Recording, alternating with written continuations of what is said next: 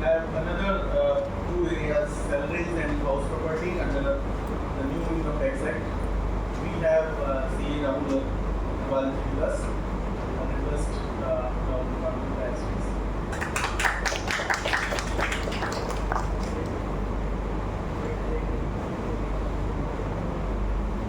First introduction of Rahul is the son of Rajesh Agarwal, former NSC council member.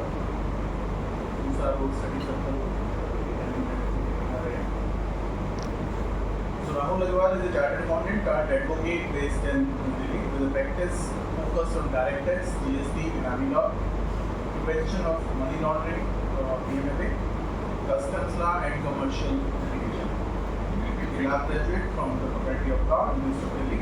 He is enrolled with the Bar Council of Delhi and a member of Supreme Court Bar Association, High Court Bar Association, and the Income Tax Appellate Bar. He has represented and assisted in high stakes litigation involving financial crimes, money laundering, tax controversies, and corporate disputes before various judicial and quasi-judicial forums. Over the years, he has been had the privilege of working with eminent professionals and chambers, including Advocate Vijay Baji, Advocate Shamsuddin, former Director, Enforcement Directorate, Litigation Department, C. Advocate Ashwin Ganejari, and Advocate Amit Kender. In the course of his professional journey, he has handled matters pertaining to EMLA, dynamic transactions, income tax search and civil cases, GST disputes and proceedings before NCLT. Apart from litigation, he has been actively associated with professional, educational and tax research. He has contributed to the updation of direct tax study material, module and publications while assessing CA Dr. Girish Aujari, Advocate Ranjit Guptaji and Vinod Guptaji. He is also the author of a quick reference guide to ICDS, authored by CA Dr. Sanjeev Singhal, CC member. A regular faculty speaker at professional forums and study circles. He recently delivered a session on union budget along with Dr. Girish Aujari at the Institute of Company Secretaries of India. In recognition of his professional and academic contribution, he was recently conferred with an honorary doctorate in account administration and human rights by the World Culture and Environment Protection Commission. So over to Rahul for his deliberation on salary and house property.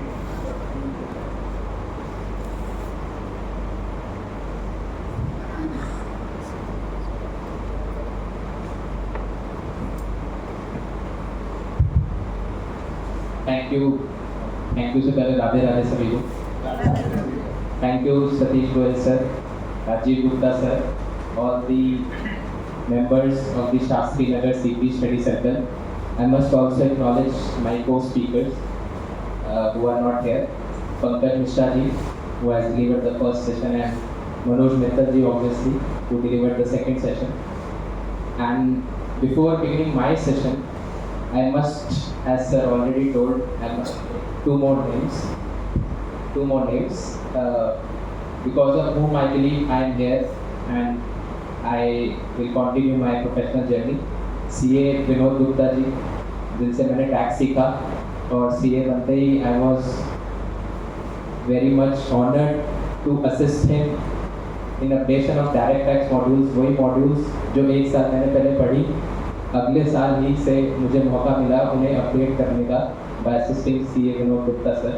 And from there on, after working with him for about 4 years, I had the privilege to work with Dr. Girish Aujari जी, और उनके साथ अभी भी मैं काम कर रहा हूँ। आज का लीव लिया मैंने उनसे, DTLP पे हमारा भी काम चल रहा है and it will be soon be released in the market. So before beginning my session on salary and house property, मैं आपको इनकम टैक्स एक्ट 2025 में एक रेलेवेंट पॉइंट बताना चाहूँगा। आप सभी ने अभी तक सुना है इनकम टैक्स एक्ट 2025 में काफ़ी सारे जो प्रोवाइजोस थे, एक्सप्लेनेशंस थी, वो सारी की सारी सब सेक्शंस में कन्वर्ट कर दी। इनकम टैक्स एक्ट 1961 में कोई भी कहीं भी प्रोवाइजो हुआ करती थी, एक्सप्लेनेशन हुआ करती थी, तो इनकम टैक्स एक्ट 2025 ने उन सारी प्रोवाइजोस एक्सप्लेनेशन को सब सेक्शन में कन्वर्ट कर दिया। ये तो सबने बताया आपको, सब जगह आपने सुना होगा, बट कोई भी यहाँ पे है जो मुझे कोई एग्जांपल दे पाएगा कि वो प्रोवाइजो या एक्सप्लेनेशन का सबसेक्शन में कन्वर्ट हो जाने से क्या इम्पैक्ट है? कोई भी पॉसिबल इम्पैक्ट आप लोगों ने कहीं सुना हो? एनीथिंग?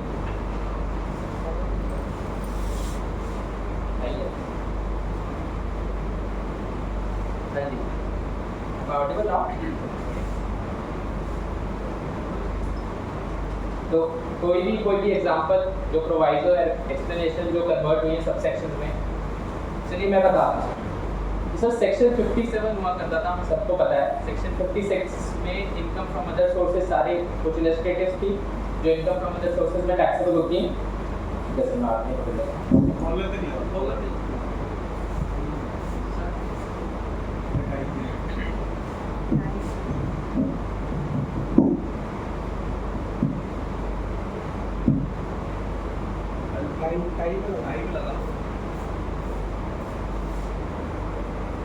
हाँ जी ऊपर का मुझे स्टैंड नहीं है।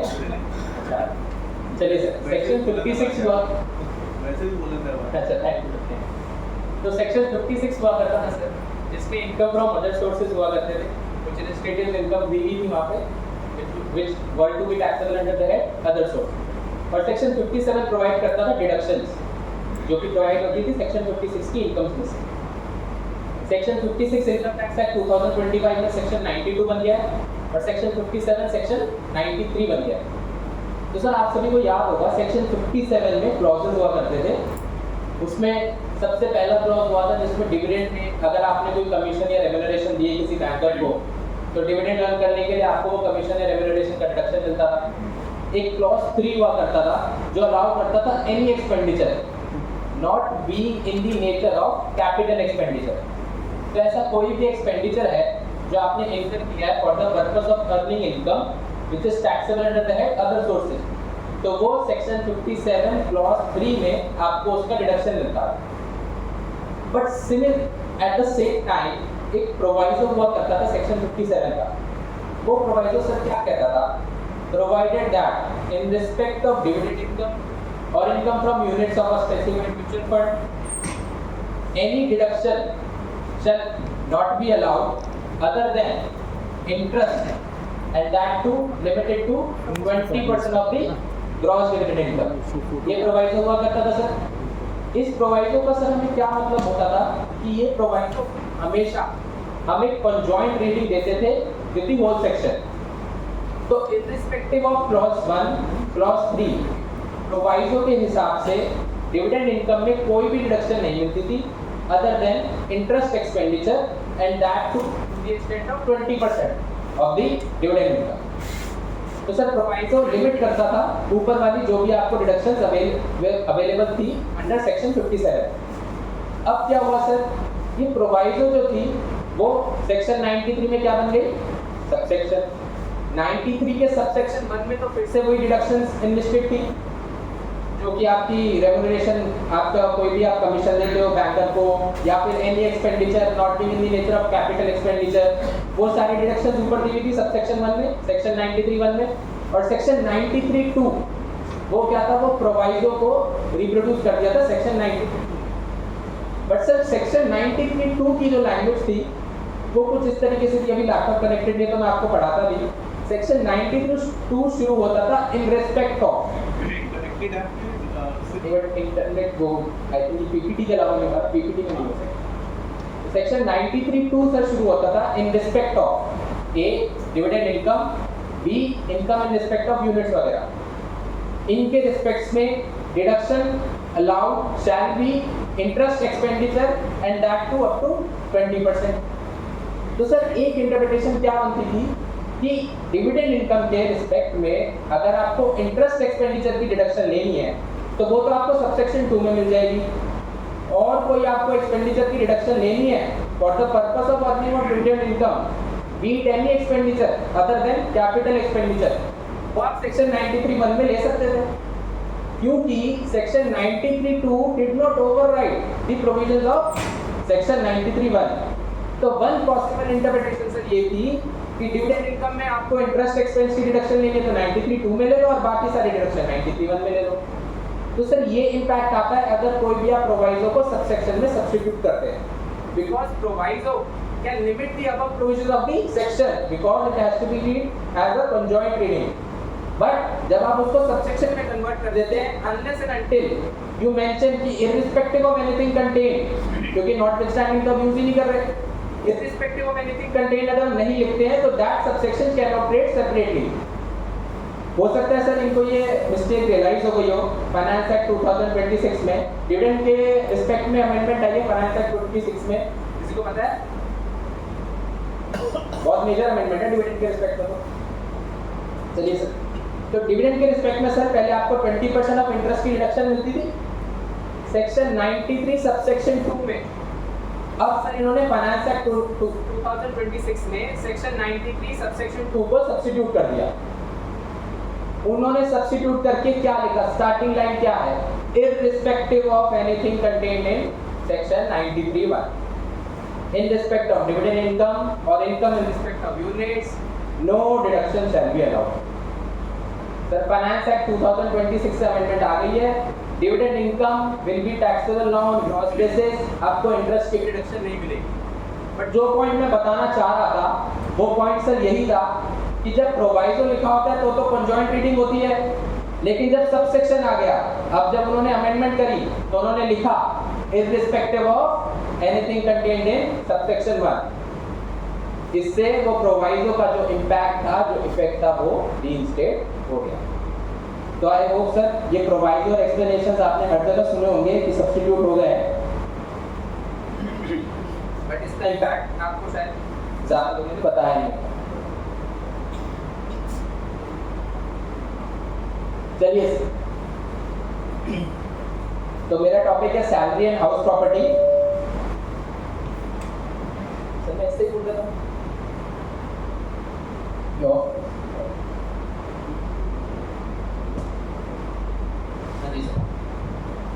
तो सर मेरा टॉपिक है सैलरी एंड हाउस प्रॉपर्टी।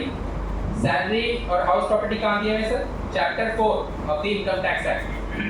पहले chapter 4 of income tax act 1961 का पार्ट ए हुआ करता था सैलरी। ऐसा नहीं है कि चैप्टर 4 पार्ट ए से शुरू होता था, बट उससे पहले हेड्स ऑफ इनकम थे, बट उसका कोई पार्ट नंबर नहीं था। तो इसलिए चैप्टर 4 का पार्ट ए हुआ करता था, जो अब पार्ट बी हो गया है सैलरी के लिए। सैलरी के सर सेक्शन कहाँ से शुरू होते थे? सेक्शन 15 से। सेक्शन 15 अभी की अभी सेम है, even under the income tax act 2025 same section 15 है। क्या कहता है कि सैलरी कौन सी होगी? आपको ड्यूरिंग द ईयर आपने कोई रिसीव करी है, सैलरी ड्यू हो गई irrespective of whether it is paid और नॉट, या फिर कोई अर्रियर्स ऑफ सैलरी है, प्रोवाइडेड कि आपके अर्रियर्स तभी टैक्स होंगे अगर आपने पिछले साल में उस अमाउंट पे टैक्स ऑलरेडी नहीं दे दिया है। वही सारे प्रोविजंस की पार्टनरशिप से सैलरी कमीशन मिला है तो it will not be included in the income under the head salary. वो प्रोविजंस इंटैक्ट है आपके सेक्शन 15। सेक्शन 16 होता था सर डिडक्शंस का, वो डिडक्शन सारी उठ के चली गई है सेक्शन 19 में। सेक्शन 16 आईए होता था, क्या होता था सर? सबसे इंपॉर्टेंट तो यही था सैलरी में स्टैंडर्ड डिडक्शन सर 50,000 और 75,000 न्यू रिजीम के केस में। तो सेक्शन 16 आईए जो था सेक्शन 19(1) में टेबल दे दी है, 14 सीरियल नंबर्स है सर, उसकी डिडक्शन में एक एक करके आपको बताऊंगा। टेबल सीरियल नंबर 2 में स्टैंडर्ड डिडक्शन चली गई है, सेक्शन 16 आईए में चली गई। सेक्शन 16(2) ये क्या होता था सर? Entertainment allowance. बहुत जगह रिडंडेंट हो गया था, इसलिए ये आगे लिया ही नहीं गया है। सेक्शन 16 सब क्लॉज 3 ये क्या था sir? Professional tax, tax on employment, आज भी बहुत जगह है, इसलिए सेक्शन 19(1) टेबल सीरियल नंबर 1 में चला गया। ठीक है सर। सेक्शन 10(10) आई सर, कुछ एग्जेम्पशंस हुआ करती थी, जैसा आप देख पाएंगे सेक्शन 10। सेक्शन 10 होता था एग्जेम्पशंस का। अब इन्होंने कुछ एग्जेम्पशंस को उठा के, जो कि for the purpose of competition of salary थी, उन्होंने उनको उठा के as a mode of deduction provide किया है। कोई बताएगा सर इसका इम्पैक्ट क्या होगा? पहले इनकम एग्जेम्प्ट हुआ करती थी, अब एज अ डिडक्शन मिलेगी। जितने लोग सोच रहे हैं कि ग्रॉस टोटल इनकम बढ़ जाएगी, sir I humbly differ with your opinion. Gross total income नहीं बढ़ती sir, because gross total income में नेट सैलरी ही आती है। पहले भी नेट सैलरी आती थी, अभी भी नेट सैलरी आएगी, तो इसका डिडक्शन में चले जाने से ग्रॉस टोटल इनकम पे कोई इम्पैक्ट नहीं होगा। फिर क्या इम्पैक्ट होगा सर? एग्जाम में एनी अमाउंट एग्जाम होगी डिडक्शन में लिमिट से स्पेसिफाई करनी नहीं सर, लिमिट्स कंडीशन सेम है। एनीवन कोई और कुछ ट्राई करना चाहे? बहुत अच्छा ट्राई सर का। सर सेक्शन 10 में इनकम एग्जाम्प्ट हुआ करती थी। आप लोग क्या करते थे? कुछ लोग, आप तो नहीं करते होंगे, बट कुछ लोग क्या करते थे, एग्जाम्प्ट इनकम को दिखाने की जरूरत तो होती नहीं आईटीआर में, तो दिखाओ ही मत। तो उसकी वजह से इनकम टैक्स रिटर्न में अमाउंट अनडिस्क्लोज रह जाता था। अब डिडक्शन में डाल के सर क्या हो गया, आपको पहले ग्रेच्युटी, कॉम्यूटेशन ऑफ पेंशन, ये सारे अमाउंट पहले सैलरी में ऐड करने पड़ेंगे, फिर उनको लेस करना पड़ेगा। क्या हो जाएगा सर इससे? डिस्क्लोजर चला जाएगा। ठीक है सर। तो सेक्शन 10(10)(I) ये सर डेथ कम रिटायरमेंट ग्रेच्युटी होती थी, जो सेंट्रल एम्प्लॉइज और ये आपके सारे जो भी सेंट्रल गवर्नमेंट के रूल्स के हिसाब से डेथ कम रिटायरमेंट ग्रेच्युटी मिलती थी, वो उसमें एग्जाम्प्ट होती थी। वो सेक्शन 19(1) टेबल सीरियल नंबर 3 और 4 में चली गई है सर। 4 उन्होंने एक सेपरेट बना दिए आर्म्ड फोर्सेस वालों के लिए, एक अलग से सीरियल नंबर प्रिस्क्राइब कर दिया है। सेक्शन 10(10)(2)(I) ये भी सर ग्रेच्युटी की पेमेंट होती थी, which is paid under gratuity act. तो ग्रेच्युटी एक्ट में जो ग्रेच्युटी मिलती थी वो section 10 clause 10 sub clause 2(I) में एग्जाम्प्ट होती थी, वो अब सेक्शन 19(1) टेबल सीरियल नंबर 5 में चली गई। और 10(10)(3) में gratuity other than received under payment of gratuity act. तो उस एक्ट के अलावा जो ग्रेच्युटी मिलती थी वो कहाँ चली गई sir? Section 19(1) table serial number 6। तो सर ये ग्रेच्युटी इन दोनों में क्या डिफरेंस होता था? एक दो डिफरेंसेस होते थे, बस ज़्यादा डिफरेंसेस नहीं होते थे। लिमिट्स तो वही 20 लाख की होती थी, ग्रेच्युटी रिसीव होती थी, उसमें जो पेमेंट ऑफ ग्रेच्युटी एक्ट होता था उसमें 15 डेज की सैलरी होती थी, और जो अदर देन ग्रेच्युटी एक्ट होता था उसमें हाफ मंथ सैलरी होती थी। सेक्शन 10(10)(2)(I) जो पेमेंट ऑफ ग्रेच्युटी एक्ट होता था उसमें सर एक एक्स्ट्रा चीज़ लिखी थी कि जो ग्रेच्युटी है, एक तो वो रिटायरिंग ग्रेच्युटी आपकी ली जाएगी for the purpose of computation, और दूसरा अगर आपके completed years of service let's say 24 years and 7 months है तो वो क्या बन जाएंगे 25 ईयर्स। और इसमें सेक्शन 10(10)(3)(I) में जो अदर देन ग्रेच्युटी एक्ट है उसमें क्या लेते हैं सर, आपकी 10 मंथ की एवरेज सैलरी। और दूसरा डिफरेंस क्या था कि आपका मेरा दूसरा डिफरेंस क्या होता है, मंथ्स। अगर आपका 24 ईयर्स और 10 मंथ्स है कंप्लीटेड ईयर्स ऑफ सर्विस तो वो आपके गिने जाएंगे 24 years. Excess than 6 months will be ignored, completed year of service दिया जाएगा। सेक्शन 10(10)(A)(I) यहाँ पे आ जाती है सर आपकी कॉम्यूटेशन ऑफ पेंशन। ये कहाँ चला गया sir? Section 19(1) table serial number 7। तो कॉम्यूटेशन ऑफ पेंशन मिली आपको कोई भी सेंट्रल गवर्नमेंट के रूल्स के अंडर, तो वो सारी आपको एग्जैक्ट होती थी सेक्शन 10(10)(A)(I) में, अब उसकी डिडक्शन मिलेगी। सेक्शन 10(10)(A)(2)(I) इसमें सर पेंशन आपको मिल रही है किसी भी अदर एम्प्लॉयर से, तो वो आपको सेक्शन 19(1) टेबल सीरियल नंबर 8 में डिडक्शन लेना पड़ेगा। सेक्शन 10(10)(A)(3)(I) ये सर पेंशन होती है ये भी, बट ये रिसीव होती है कोई LIC या कोई स्पेसिफाइड इंश्योरर जो गवर्नमेंट ने नोटिफाई कर रखा है, उसके अकाउंट से अगर आपको पेंशन मिल रही है तो वो 10(10)(A)(3) में एग्जाम्प्ट होती थी, वो सेक्शन 19(1) टेबल सीरियल नंबर 9 में चली गई। इसके बाद आता है sir serial number 10 section 10(10)(B) ये होता था सर रिट्रेंचमेंट कंपनसेशन। अगर किसी वर्कमैन को इंडस्ट्रियल डिस्प्यूट एक्ट में रिट्रेंचमेंट कंपनसेशन मिल रही है तो वो एग्जाम्प्ट हुआ करती थी, अब उसको कैसे मिलेगी? As a way of deduction. Section 10(10)(B) में कोई भी अगर कंपनसेशन मिल रही है other than workman industrial dispute act के अंदर, तो वो वहाँ एग्जाम्प्ट होती थी, वो सेक्शन 19(1) टेबल सीरियल नंबर 10 में चली गई।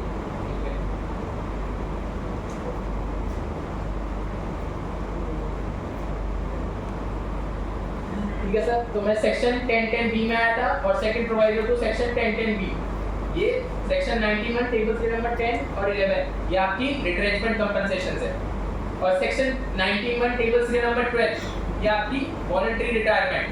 वॉलंटरी रिटायरमेंट आपकी सेक्शन 10(10)(C) में एग्जाम्प्ट हुआ करती थी, प्रोवाइडेड वो स्कीम्स के अंदर वो पब्लिक सेक्टर कंपनी वो सारी लिस्ट दी हुई थी एंटिटीज की, तो वो एग्जाम्प्ट होती थी सेक्शन 10(10)(C) में, वो उठा के सेक्शन 19(1) टेबल सीरियल नंबर 12 में डाल दी।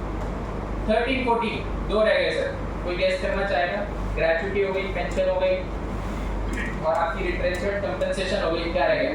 बिल्कुल सर। लीव एनकैशमेंट, तो सेक्शन 10 डबल ए आई में आपकी लीव एनकैशमेंट एग्जाम हुआ करती थी, वो सेक्शन 19(1) टेबल सीरियल नंबर 13 में चली गई। और 10 डबल ए 2 आई में 10 डबल ए सिंगल आई में गवर्नमेंट वाली गवर्नमेंट एम्प्लॉइज के लिए होती थी, और 2 में अदर देन गवर्नमेंट एम्प्लॉइज, तो वो सीरियल नंबर 14 में चली गई। तो ऐसे सर आपकी सारी deductions, gratuity, pension, retrenchment compensation, voluntary retirement और लीव एनकैशमेंट, इन सारे हेड्स में जो आपको एग्जेम्पशन मिला करती थी वो आप कैसे मिलेगी, by way of deduction. Section 10 double C कोई गेस करना चाहेगा सर? एक और चीज होती है जो हम पढ़ते हैं टीडीएस में, शायद सर ने बताया हो, एक सेक्शन 392 में, अगर आप किसी को याद हो, सेक्शन 392 सबसेक्शन 7 टीडीएस में बताया हो सर ने, 392 2A सॉरी 192 2A होता था पहले। नॉन मॉनेटरी परक्विजिट होता है सर, अगर एम्प्लॉयर उस पर टैक्स खुद से पे कर देता है तो वो एग्जाम्प्ट होता था सेक्शन 10 डबल सी में, उसकी भी आप वो अब डिडक्शन नहीं, वो भी एग्जाम्प्ट है शेड्यूल 3 टेबल सीरियल नंबर 10, वो ऐसे ही उन्होंने एग्जाम्प्ट रखा है। Tax on non monetary perquisite वो डिडक्शन नहीं है, वो अभी भी एग्जाम्प्ट रहेगी शेड्यूल 3 टेबल सीरियल नंबर 10 में।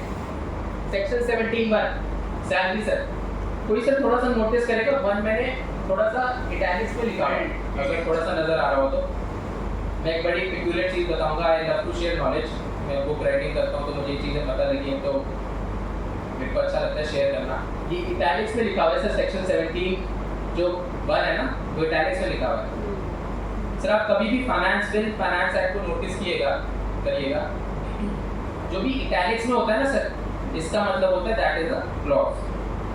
सेक्शन 17 जो पहले हुआ करता था उसमें सबसेक्शंस नहीं थे, उसमें क्लॉजेस थे, 1 2 3, 1 salary, 2 purchase, 3 profits in लिeu of salary.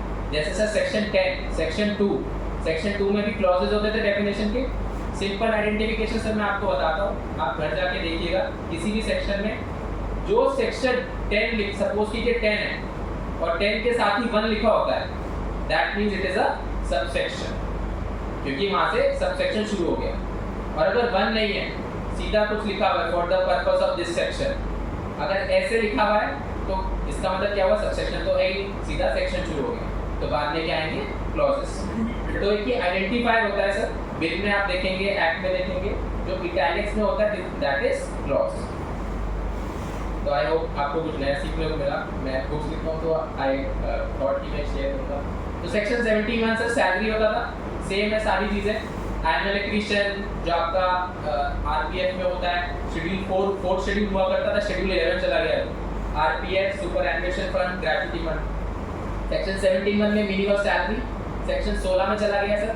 Section 17(2) perquisites होता था सर, परक्विजिट्स तो पता ही है सबको, सेक्शन 17 में चला गया सर।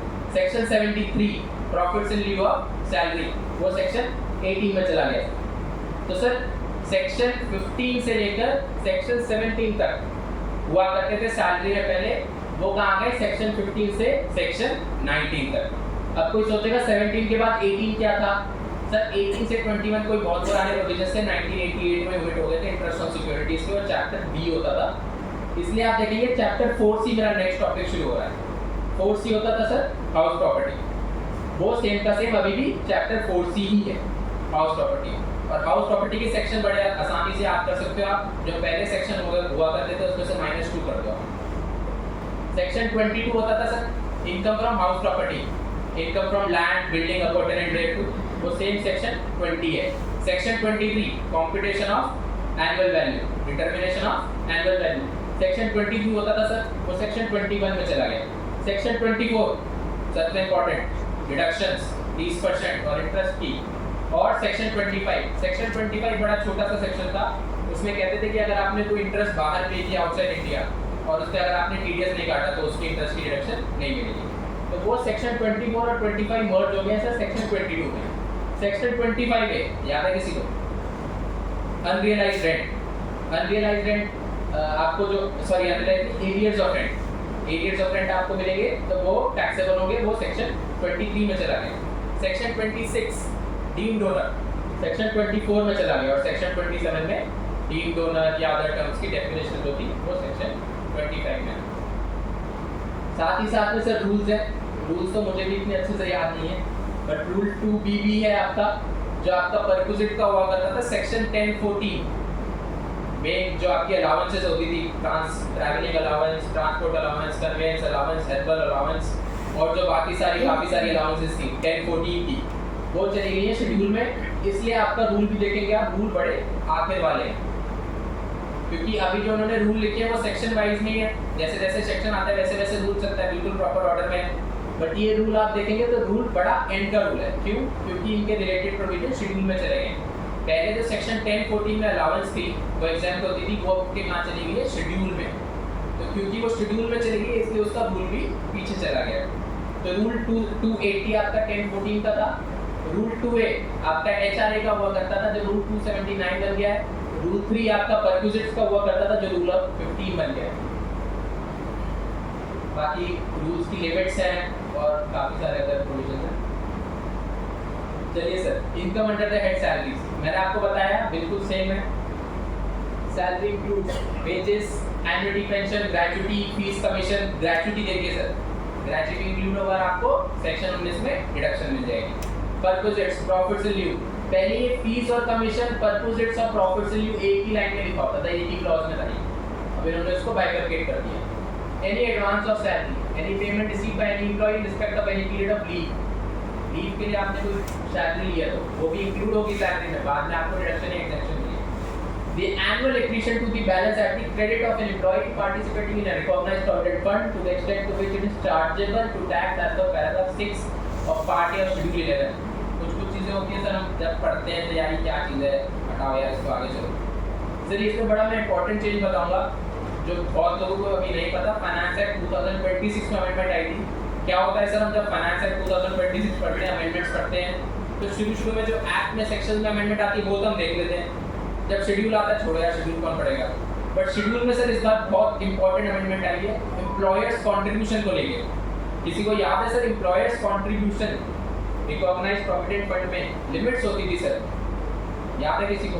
7.5 लाख 7.5 लाख तो एक होगी, एक और लिमिट थी सर, दो लिमिट थी। 7.5 लाख तो सर अभी आई है, उससे पहले कौन सी लिमिट थी? 12% थी ना सर, अभी भी है। फाइनेंस एक्ट 2026 से ऑमिट कर दिया सर 12%। गवर्नमेंट ने रीजन दिया कि ये डुअल लिमिट्स एग्जिस्ट कर रही हैं, 7.5 लाख की और 12% की। जब हमने 7.5 लाख का बेनिफिट दे दिया है तो 7.5 लाख ही रखते हैं, 12% वाले को ऑमिट कर देते हैं।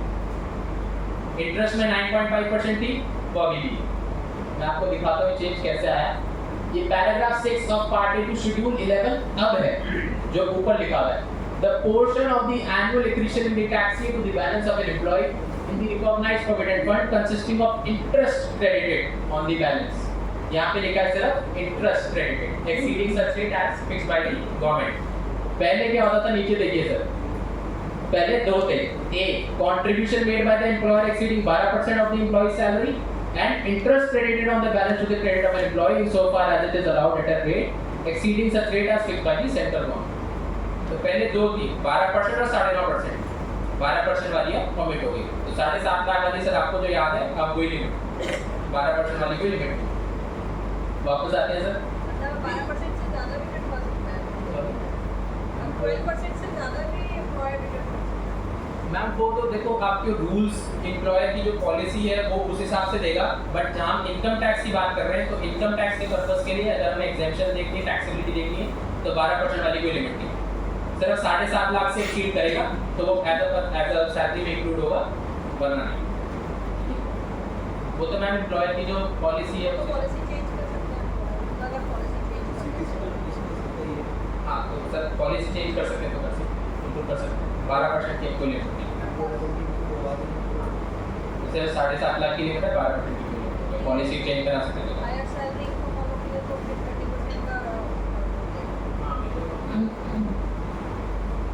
ठीक है। तो aggregate of all sum that are comprising the transfer balance, ये सब उसके लिए होता है अगर आपका कोई अनरिकॉग्नाइज्ड प्रोविडेंट फंड है, उसको बाद में रिकॉग्निशन मिल गई तो उसके ट्रांसफर बैलेंस की ये बात करता है, बहुत डीप है, ज़्यादा जाने की जरूरत नहीं है।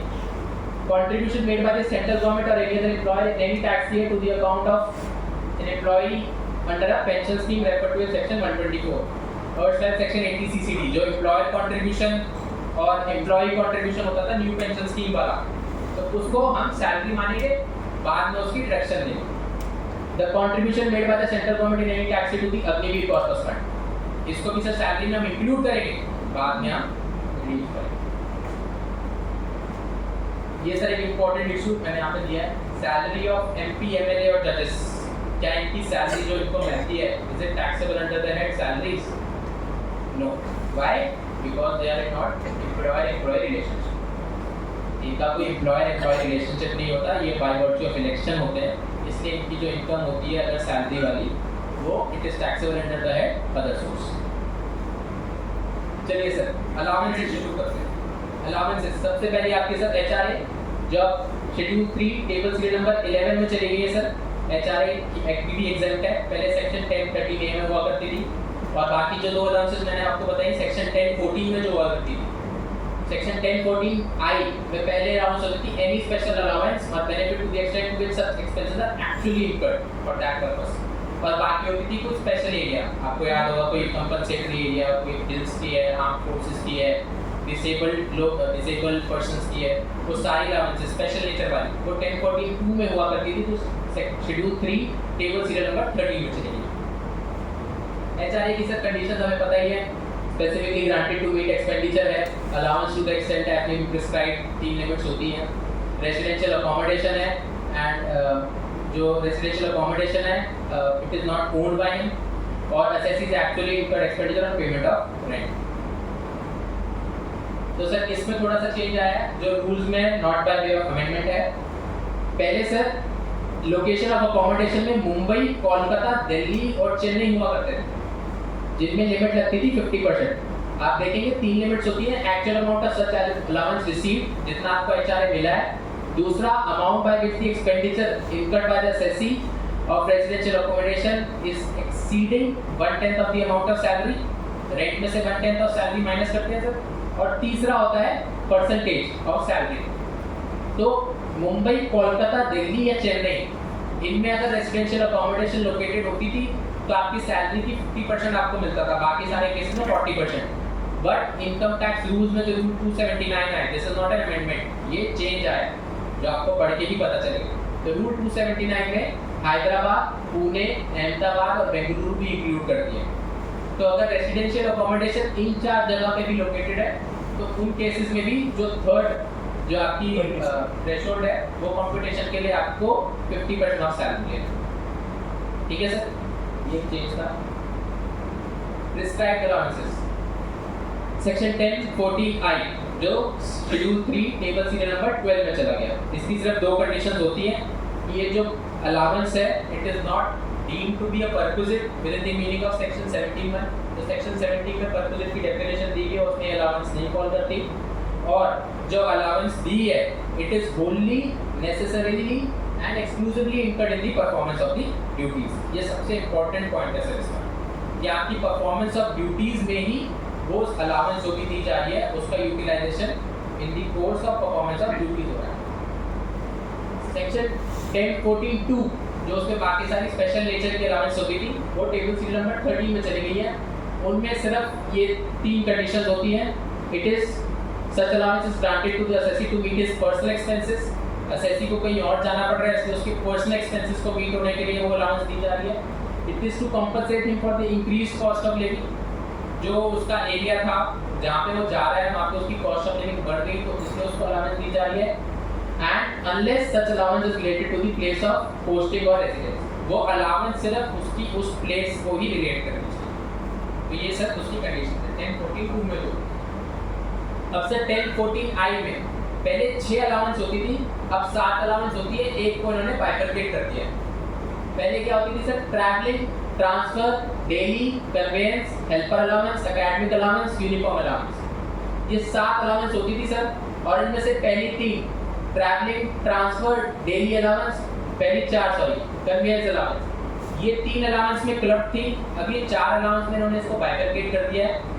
ये मैं स्पेसिफिकली पॉइंट आउट किस लिए कर रहा हूँ सर, अगर कोई एम्प्लॉई ओल्ड रिजीम के लिए ऑप्ट नहीं कर रहा है और सेक्शन 202 जो सेक्शन 115 PSC का कॉरेस्पॉन्डिंग सेक्शन है, अगर न्यू रिजीम में है एसएससी, तो वो पहली 4 जो अलाउंसेस हैं उनका बेनिफिट भी एसएससी ले सकता है। बाकी जो हेल्पर अलाउंस, academic allowance और यूनिफॉर्म अलाउंस है, that will become taxable for the employee if he opts to be taxed under the, if he does not opt to be taxed under the old regime, default will be new regime. तो आपकी sir travelling allowance है, any allowance granted to make the cost of travel on tour or transfer. अगर किसी tour or transfer पे आपको भेजा जा रहा है तो उसकी ट्रैवलिंग अलाउंस है। ट्रांसफर अलाउंस आपका कहीं ट्रांसफर ही हो गया है तो उसकी allowance. Daily allowance whether granted on tour और for the period of journey in connection with transfer to meet the ordinary daily charges incurred by an employee. तो ये भी सर टूर और पीरियड ऑफ जर्नी के लिए जो आपको daily allowance मिलती है जिसकी वजह से आप नॉर्मल प्लेस ऑफ ड्यूटी से कहीं और जा रहे हैं तो डेली अलाउंस मिलती है आपको। और चौथी कन्वेंस अलाउंस जो भी आपको during the course of employment आपका कोई भी खर्चा होता है उसको कन्वेंस अलाउंस अगर आपको दी जा रही है तो दैट इज एग्जेम्प्ट। तो ये चारों अलाउंस ये ओल्ड रिजीम में भी एग्जेम्प्ट है और न्यू रिजीम में भी। रीइंबर्समेंट मतलब कन्वेंस अलाउंस हम रीइंबर्समेंट वाला समझेंगे कि आप रीइंबर्समेंट तो मैम अलग होता है। रीइंबर्समेंट में क्या होता है, रीइंबर्समेंट पहले आप एक्सपेंस करते हैं फिर रीइंबर्समेंट क्लेम करते हैं। अलाउंस आपकी फिक्स होती है कि आपको अलाउंस वो दी जा रही है तो अलाउंस, लेकिन उसमें क्या होता है अलाउंस का कैसे चलता है कि अलाउंस आपको सपोज की 10,000 दी गई बट आपका खर्चा एक्चुअल में 8,000 दिया तो इसलिए ये अलाउंस यहाँ पे स्पेसिफाई की हुई कि अगर आपके से फिक्स अलाउंस दी जा रही है बट आपका खर्चा 8,000 हुआ तो 2,000 रुपये टैक्सेबल। रीइंबर्समेंट तो अलग होता है। रीइंबर्समेंट तो आपने जितना खर्च किया उतने क्लेम कर रहे हैं तो वो तो पूरा तो कुछ हम वो ही नहीं बता सकते कि कन्वेंस अलाउंस पहले तो फिर भी 800 9600 का भी फिक्स हुआ करते थे। अभी आप 10,000 दो 20,000 दो कितना भी बोलो मेरा खर्चा इतना ही होता है मेरा गाड़ी का और इसका क्योंकि है। मैं आपको लॉ बता सकता हूँ जो आप कह रहे हैं बिल्कुल प्रैक्टिकल बात है। हाँ। लॉ में मैम बिल्कुल क्लियर है अगर आप फिक्स अलाउंस दे रहे हैं और आपका खर्चा लेकिन कम हो रहा है तो आपको वो जो बैलेंस अमाउंट है वो टैक्स करना है। अब आप मैम खुद ही बोल रहे हैं कि 10,000 है 8,000 है अब ये चल रहा है। लॉ ऐसा नहीं है, लॉ तो बिल्कुल क्लियर है कि आपका जितना खर्चा हुआ आपको उतना एग्जेम्प्ट मिलेगा बाकी टैक्सेबल। बट आप अगर ऑफर टैक्सेबल नहीं कर रहे तो असेसिंग ऑफिसर क्या केस करेगा, इतना ही कमी करने का।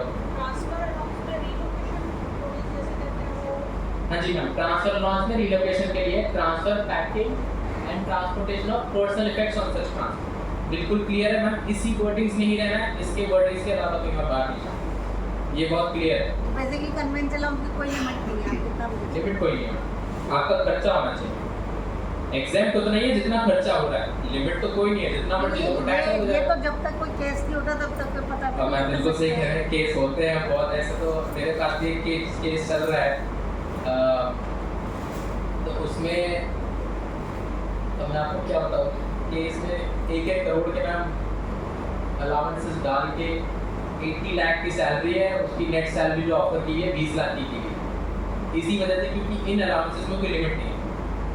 तो सेक्शन 10-14 में अलाउंस डाल दी 80 लाख की सैलरी ग्रॉस थी, फॉर्म 16 में कुछ नहीं आ रहा, अलाउंस डाल के नेट सैलरी दिखाई 20 लाख। आप सोच लीजिए मैम कितना टैक्स बचा है।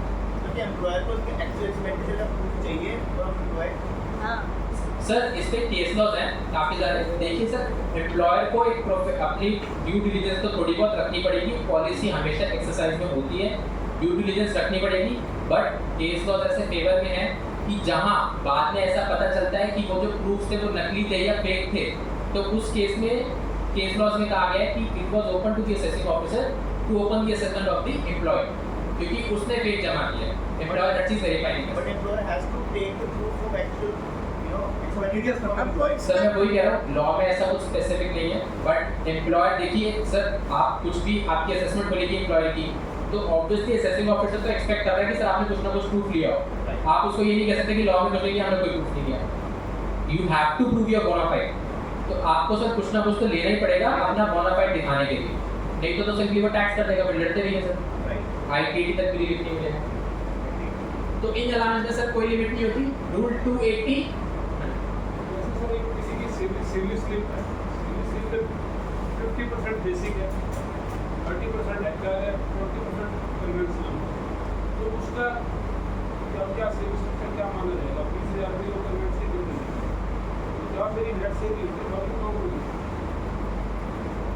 नेट सैलरी 80,000 ही काउंट होगी, आपको सारी अलाउंसेस उसमें दिखानी पड़ेगी कि आपको ये अलाउंस मिल रही है, फिर आप उसको डिडक्शन मिलेगी, आप उसमें बोलेंगे आप अगर कॉम्प्यूटैक्स भी यूज़ करते हैं तो उसमें आता है अलाउंस आपको मिली कितनी और एग्जाम कितनी है।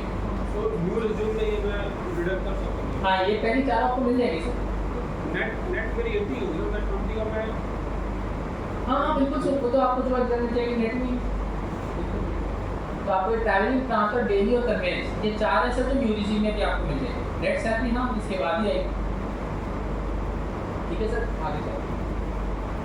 ये रूल 280 सब रूल 2, ये मैंने आपको जैसे बताया स्पेशल एरियाज में, हिली एरियाज में कोई अगर अलाउंस दी जाती है टू मीट पर्सनल एक्सपेंसेस। ये डिफरेंस कैसे है?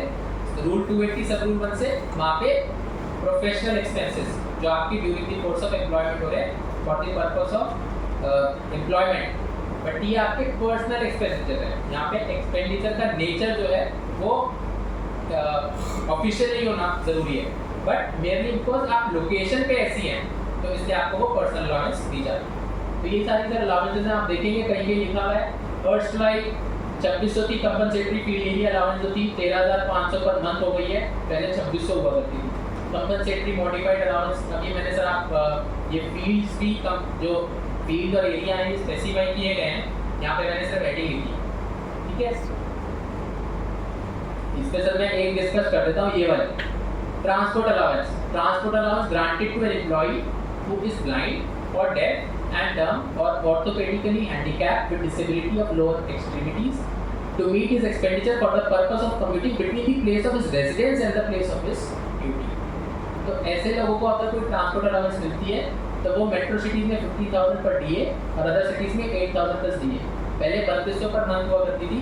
तो ये वाली अलाउंस आपकी एग्जेम्प्ट है, और ये मैंने स्पेसिफिकली क्यों बताई है, अगर आप न्यू रिजीम में हो तो भी आपको, अगर आप ऐसे एम्प्लॉय हो तो आपको ये अलाउंस उसमें भी एग्जेम्प्ट हो।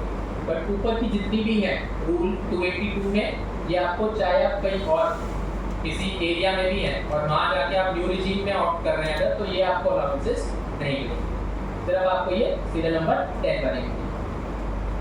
ठीक है सर, ये सीरियल नंबर 11, 12, 13, 14 सारी आप देखेंगे special allowance granted to member of arm forces in the nature of island. आप ये देखिए members of the arm forces, Siachen है ना, सियाचिन अलाउंस, ये सारी आपकी स्पेशल एरियाज के लिए हैं। और स्कीम वाली तो सारी आ रही है तो other example allowances which are exempt in case of certain persons, अगर आपको अलाउंस दिया outside India by the government to a citizen provided such service paid allowed for rendering services outside India, government employees के लिए again allowance to high court जजेस, high court supreme court जजेस के इनके अपने अब मुझे याद नहीं आ रहा है इनका कोई एक्ट स्पेसिफिक एक्ट है जिसके अंदर इनको कोई भी अलाउंस मिलती है तो वहाँ पे एग्जेम्पशन, तो वो रिकॉग्नाइज करते हैं इनकम टैक्स एक्ट भी। तो इनको अलाउंस जो मिलती है नॉट नेसेसरीली 280 रूल में लिखी हो, इनको अपने एक्ट के तहत भी कोई अलाउंस मिलती है तो इनको वहाँ एग्जेम्पशन। परक्विजिट अलाउंस खत्म हो गया सर, अब परक्विजिट पे आते हैं। परक्विजिट सेक्शन 71, इसमें इंक्लूसिव डेफिनेशन है परक्विजिट की। पहले दो पे आप आ जाइए, तो पहला है rent free accommodation, RFA, this is not house rent allowance, this is not HRA, this is rent free accommodation. यहाँ पे कभी कभी कंफ्यूज होते हैं। HRA एक अलाउंस होती है जो एम्प्लॉयर एक्सपेंडिचर देता है, ये रेंट फ्री अकोमोडेशन दिया है एम्प्लॉयर। ठीक है सर, रेंट फ्री अकोमोडेशन या फिर any accommodation at concessional rate, ये A और B किसी भी एम्प्लॉय को देते हो आप रेंट फ्री अकोमोडेशन और अकोमोडेशन, तो इसके जो मैनर ऑफ कॉम्पिटिशन है उसके हिसाब से जो भी निकलेगी वो आपकी परक्विजिट टैक्सेबल होगी। अभी आगे डिस्कस करेंगे। वैल्यू ऑफ एनी बेनिफिट और एमिनिटी ग्रांटेड और provided free of cost at a concession rate in the following cases. अगर किसी कंपनी का डायरेक्टर है या फिर उस कंपनी में किसी का सब्सटैंशियल इंटरेस्ट है या फिर किसी एम्प्लॉय की income under the head salaries bye way of monetary payment exceeds 4 lakh, तो इन दो केसेस में कुछ अलाउंसेस स्पेसिफिकली दी गई है जो सिर्फ इन दोनों क्राइटेरिया में अगर कोई फॉल करता है उन्हीं के लिए टैक्सेबल। जैसे कि आपको याद होगा मोटर कार, सबसे इम्पोर्टेंट मोटर कार है, तो मोटर कार वाला जो परक्विजिट का कैलकुलेशन है वो कैलकुलेशन सिर्फ इन दो लोगों के लिए ही किया जाएगा। यानी कि अगर किसी की सैलरी 4 लाख से कम है तो इसमें मोटर कार वाला परक्विजिट काउंट करने की जरूरत नहीं, देगा भी नहीं employer. But just for practical purpose मैं आपको बता रहा हूँ, इसमें आपकी स्वीपर, गार्डनर, ये ऐसी फैसिलिटीज़ भी हैं काफ़ी सारी। एजुकेशनल फैसिलिटी, अगर कोई एम्प्लॉयर एजुकेशनल फैसिलिटी रन कर रहा है तो ऐसे कुछ केसेस हैं स्पेसिफाइड, मैं आगे दिखा दूंगा आपको।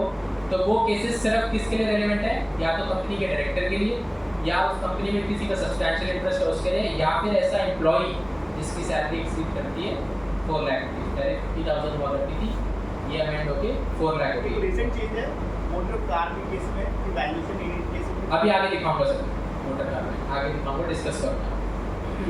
The value of any specified security, ESOPs आप सबको पता ही है, डेट ऑफ एक्सरसाइज के ऑप्शन लेते, डेट ऑफ एक्सरसाइज की फेयर मार्केट वैल्यू हम लेते हैं, उसको हम टैक्सेबल करते हैं, बट टैक्स कब पे होता है? बाद में, विदिन 14 डेज ऑफ, वो 3 लिमिट्स थी, टैक्स शुरू में पे नहीं होता क्योंकि ESOP लेने अभी कहाँ से टैक्स देंगे। The value of any other benefit और एबिलिटी, इसमें सारे आपके सब बाकी सारे आ जाते हैं जो हर एम्प्लॉय के लिए लगते हैं, ये भी मैं आगे डिस्कस करूंगा।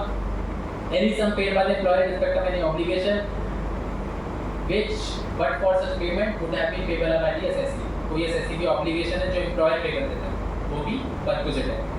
कोई लोन है एम्प्लॉय कोई भी ऑब्लिगेशन है जो एम्प्लॉय को खुद देनी थी बट एम्प्लॉयर ने दी, तो it will be deemed as perquisite. ये एश्योरेंस ऑन लाइफ, ये सर 7.5 लाख बाद आप जो बता रहे थे, दिस इज परक्विजिट।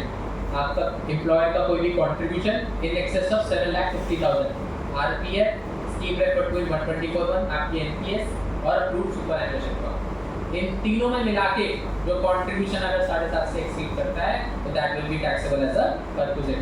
और annual accretion by way of interest, dividend, any other amount, ये जो 7.5 लाख का एक्सेस अमाउंट जो परक्विजिट डीम किया गया है, इस एक्सेस अमाउंट पे कोई इंटरेस्ट मिलता है, इंटरेस्ट तो पूरे अमाउंट पे मिलता है, बट 7.5 से एक्सेस वाले अमाउंट के पोर्शन का जो इंटरेस्ट है वो भी एज टैक्सेबल होता है एज परक्विजिट। सेक्शन 72 में लिखा हुआ है कि परक्विजिट क्या नहीं माना जाएगा, कोई मेडिकल ट्रीटमेंट देता है हॉस्पिटल में प्रिस्क्राइब डिजीजेस का, या फिर प्रीमियम पे करता है relation to employee to effect in insurance of the health of such employee, कोई प्रीमियम देता है तो ये परक्विजिट में नहीं आएगा। Any sum paid by employer in respect of any premium paid by employee effect और to keep in force an insurance of the health of the member, ये भी सर सारी वही चीज़ें हैं, ये सारी वो चीज़ें जो अगर एम्प्लॉयर दे भी रहा है तो भी परक्विजिट की डेफिनेशन में नहीं आएगा। आगे चलते हैं, ये सर मैंने भी आपको बताया स्पेसिफाइड एम्प्लॉय वही है, director of a company substantial interest या फिर 4 लाख से सैलरी जिसकी ज़्यादा है, उस केस में मोटर कार टैक्स होगी, यानी कि 4 लाख से नीचे वाले की मोटर कार आपको देखना ही नहीं है। Services of sweeper, gardener, watchman, personal attendant, gas, electric energy या वाटर के अगर एम्प्लॉय दे रहा है तो वो भी 4 से ऊपर वाले के लिए देखना है। Free of concessional educational facilities, private journey at free of concessional rate, ये स्पेसिफिक एम्प्लॉयर्स के लिए होता है जो पैसेंजर ऑफ गुड्स का काम करते हैं और वो उसी कन्वेंस में अगर किसी एम्प्लॉय को जाने के लिए देते हैं कोई कन्वेंस जो बना सिर्फ पैसेंजर ऑफ गुड्स के लिए, तो वो भी आपका स्पेसिफाइड एम्प्लॉयज के लिए परक्विजिट में टैक्स होगा। ये देखिए सर मोटर कार, जहाँ मोटर कार ओन्ड और हायर्ड बाय द एम्प्लॉय है, ओनली अगर पहला केस यही है कि मोटर कार एम्प्लॉयर की है, मोटर कार अगर एम्प्लॉयर की है और ऑफिशियल ड्यूटीज के लिए यूज कर रहा है एक्सक्लूसिवली एम्प्लॉय, तो कोई वैल्यू परक्विजिट में नहीं है। अगर एम्प्लॉय यूज कर रहा है exclusively for private or personal purpose, तो जो भी एम्प्लॉयर ने एक्सपेंडिचर इनकर किया है as increase by 10% of the wear tear, और उसने रिड्यूस कर देंगे जो भी एम्प्लॉय से रिकवर किया। तो क्योंकि गाड़ी मेरी है, एम्प्लॉयर की गाड़ी है, और जो कि यूटिलाइजेशन है that is entirely for private purpose, तो पूरा जो एक्सपेंडिचर मैंने इनकर किया है डेप्रिसिएशन ऐड ऑन करके और एम्प्लॉय से अगर मैं कुछ रिकवर कर रहा हूँ तो वो लेस करके will be treated as a perquisite. तीसरा केस आता है पार्टली ऑफिस और पार्टली प्राइवेट पर्पस, एम्प्लॉय को दी है गाड़ी, एम्प्लॉयर की है, भले एम्प्लॉयर की खुद की हो या एम्प्लॉयर ने हायर करके ली हो, और एम्प्लॉय को दी है और एम्प्लॉय के लिए यूज करता है प्राइवेट के लिए और पर्पस के लिए करता है। तो यहाँ पे इन्होंने लिमिट दे दी कि अगर एक्सपेंसेस और maintenance and running are met और recovered by the employer, running और मेंटेनेंस के भी एक्सपेंस सब कुछ एम्प्लॉयर बियर कर रहा है, तो 5,000 पर मंथ प्लस 3,000 अगर एम्प्लॉयर ने ड्राइवर भी दिया है। ये पहले लिमिट हुआ करती थी 1800 और 900, ये क्यूबिक कैपेसिटी 1.6 लीटर से लेस वाले केस में, और ज़्यादा वाले केस में हो गया 7,000 और 3,000। पहले हुआ करता था 2400 और 900। जहाँ एक्सपेंसेस और रनिंग और मेंटेनेंस प्राइवेट पर्पस के लिए एम्प्लॉय खुद मेंटेन कर रहा है, तो ऑब्वियसली यहाँ पे जो परक्विजिट की वैल्यू है वो कम हो जाएगी। 2,000 प्लस 3,000 पहले हुआ करती थी 600 प्लस 900, और 1.6 क्यूबिक कैपेसिटी से ज़्यादा है तो 3,000 प्लस 3,000 पहले हुआ करती थी 900 प्लस 900। ठीक है सर, ये अमेंडमेंट नहीं है, ये चेंज पढ़ना पड़ता है, रूल पुराना वाला कंपेयर करके तभी पता चलता है। ये परक्विजिट है, इसकी डेफिनेशन, इसका परक्विजिट में मैं क्लियर कर दूं। Perquisites new regime old regime दोनों के लिए कैलकुलेट होता है, ठीक है ना। अलाउंस क्योंकि कोई एक बेनिफिट है, तो न्यू रिजीम में अगर आप जा रहे हो तो बेनिफिट रिस्ट्रिक्ट होती है। परक्विजिट तो आएगा, परक्विजिट में एक चेंज होता था, वो मैं आगे बताऊंगा क्योंकि वहाँ पे थोड़ी सी एग्जेप्शन होती थी, पहले डिफरेंट था, आगे मैं बताऊंगा। Where the employee owns the motor car, पहले वाले केस में क्या था, एम्प्लॉयर की गाड़ी थी, एम्प्लॉय को दी थी। अब एम्प्लॉई की गाड़ी only for exclusively for official purpose है, तो कोई दिक्कत ही नहीं, फिर तो कोई परक्विजिट बनाएंगे। दूसरा, reimbursement is for the use of the vehicle partly for official purpose, partly for personal or private purpose. अगर मेरी खुद की गाड़ी है और मैं अपने पूरे प्राइवेट पर्पस के लिए यूज कर रहा हूँ तो कोई मतलब ही नहीं, तो आएगा ही ना परक्विजिट क्या होगा। ओनली व्हेन मैं ऑफिशियल पर्पस के लिए यूज कर रहा हूँ या फिर पार्टली ऑफिशियल और पार्टली पर्सनल, और एम्प्लॉयर ने वो एक्सपेंसेस दिए करे। तो यहाँ पे जो आपका 1C1 में ऊपर लिखा था दैट इज 5000 प्लस 3000 और उधर भी 7000 प्लस 3000। बट अगर एक्सपेंसेस अगर ऑफिशियल पर्पस के लिए ज़्यादा है तो एम्प्लॉय प्रूव कर सकता है by log book, by all the vouchers वगैरह कि मेरा 5000 से ज़्यादा है, तो 5000 से जितना भी अमाउंट ज़्यादा होगा वो भी पूरा रिड्यूस हो जाएगा। यहाँ पे आप देखेंगे जो actual amount of expenditure employee incur कर रहा है एम्प्लॉय की गाड़ी पे, उसमें से रिडक्शन मिलता है 5000 का, क्योंकि यहाँ पार्टली यूज़ कर रहा हूँ मैं ऑफिशियल पर्पस के लिए और गाड़ी मेरी, ठीक है। तो यहाँ पे कैलकुलेशन थोड़ा डिफरेंट होगा। अगर कोई और अदर मोटर व्हीकल है जहाँ पे 1.6 वाला, वो ऊपर वाले दो किसके लिए थे, मोटर व्हीकल के, ये आ गया कोई और व्हीकल जिसमें 1.6 का डिफरेंस है, तो इसमें भी आपकी कैलकुलेशन दी। अगर एक से ज़्यादा गाड़ी है तो एक गाड़ी को माना जाएगा कि एम्प्लॉय की गाड़ी है और बाकी सारी गाड़ियों के लिए ज़्यादा एक्चुअल एक्सपेंडिचर वाला कंडीशन फॉलो की जाएगी। बहुत डीप में चले जाएंगे, अभी जरूरत नहीं। ये एजुकेशनल फैसिलिटीज़ के लिए है, इसमें आप देखेंगे कॉस्ट ऑफ एजुकेशन। अच्छा मैंने अलाउंस में बताया था, ये रहेगा ना, ये तो सबसे इम्पोर्टेंट था, चिल्ड्रन एजुकेशन अलाउंस जो पहले 100 पर मंथ हुआ करता था, इसको आप देखेंगे तो इंक्रीज होगा 3000 पर मंथ। वैसे अभी भी इतना सफिशिएंट नहीं है, बट एक चेंज देखने को मिला चिल्ड्रन एजुकेशन अलाउंस में और हॉस्टल अलाउंस। तो यहाँ की लिमिट्स 30 टाइम्स बढ़ गई, 100 रुपये पर मंथ से 3000 पर मंथ हो गई है, और हॉस्टल अलाउंस जो 3000 थी वो 9000 300 चलिए सर थोड़ा फास्ट करते हैं। एजुकेशनल फैसिलिटीज इतने इंपॉर्टेंट है, थोड़ा आगे चलते हैं। अब आ जाते हैं all employees.